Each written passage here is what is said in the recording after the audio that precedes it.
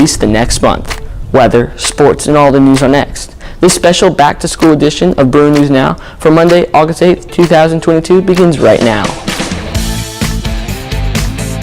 From the BNN headquarters on the campus of St. Joseph Catholic School in Madison, this is Mississippi's high school news leader, the award-winning, student-produced high school newscast, Bruin News Now. Hello everybody and welcome back to St. Joe and the first episode of Season 8 of Bruin News Now. I'm Emerson Irwin. And I'm Zanaya Purvis. I should add a special welcome to our new 7th graders as well as new students joining the Bruin family this year in the grades 8 through 12. I can't believe school is back in session. It seems like we just ended the 2021 to 2022 school year yesterday. Summer break flew by and now we are back on campus and ready to start it all over again. The St. Joe campus hasn't been that quiet this summer, with students here for several sports camps, as well as cheerleaders and Spirit Steppers dance team members practicing for the new year. It's been a pretty busy place. Besides that, St. Joe's had a lot of work on campus this summer, preparing for the new school year, all in an effort to welcome new and old students back to our campus. We even have quite a few new faces among this year's faculty. BNN Paige Loyalcano takes a look at all the changes in store for the new school year. Some of us hit the snooze button this morning, wanting a couple more days to sleep in. Others eagerly woke up to start the new school year.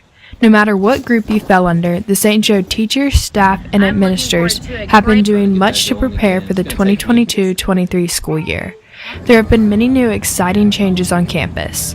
For the past 2 years, changes have revolved around the COVID-19 pandemic, but for the first year and what feels like a while, COVID-19 is not the key point of discussion as we move into the school year.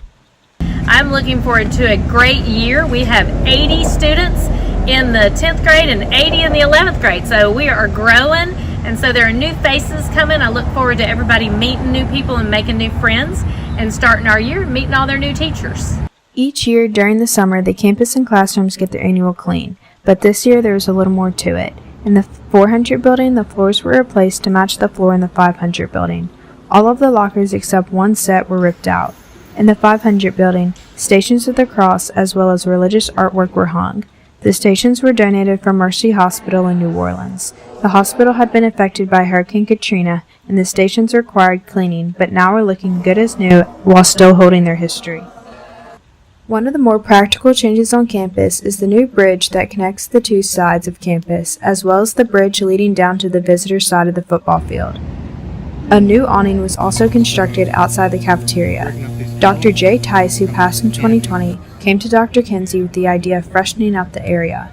In honor of him and his love for St. Joe, the awning has been donated in his name. As well as the many cosmetic changes, there's also new teachers that have been added onto this staff. Coach Dan Lott, who coaches football as well as teaches English 1. Also in high school is Coach Witherspoon, who will coach basketball and teach Human A&P.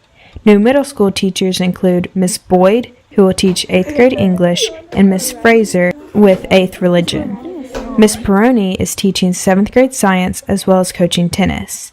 Miss Sigler will also join the 8th grade team as the social studies teacher. And lastly, our returning teachers include Miss Lambert, who will come back to teach world history, U.S. history, and ACT prep.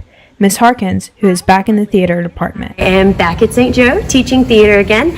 I've been in Chicago for the past 4 years, being an actor, doing some professional theater up there, which was exciting and fun. Got to work with a lot of different theater companies and do different roles and different aspects of theater. So I'm really thrilled to be back and share what I've learned.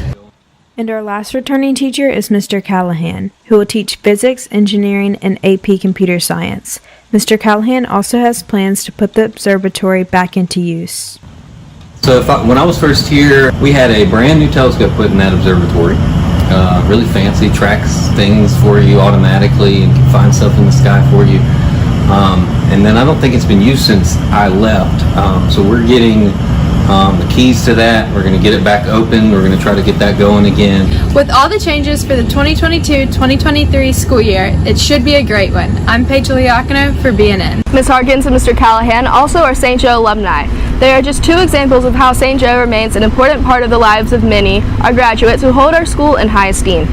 You know, we have a pretty strong, respected faculty here. In fact, Jenna Murphy, the high school history teacher and a St. Joe alumna herself, is a good example. Mrs. Murphy is the Mississippi 2022 History Teacher of the Year. The annual award is presented by the Gilder Lehrman Institute of American History in New York City. Ms. Murphy is now a finalist for the 2022 National History Teacher of the Year Award. Congratulations. It shows all the hard work that people put into St. Joe every single day. It shows that we are committed to having a challenging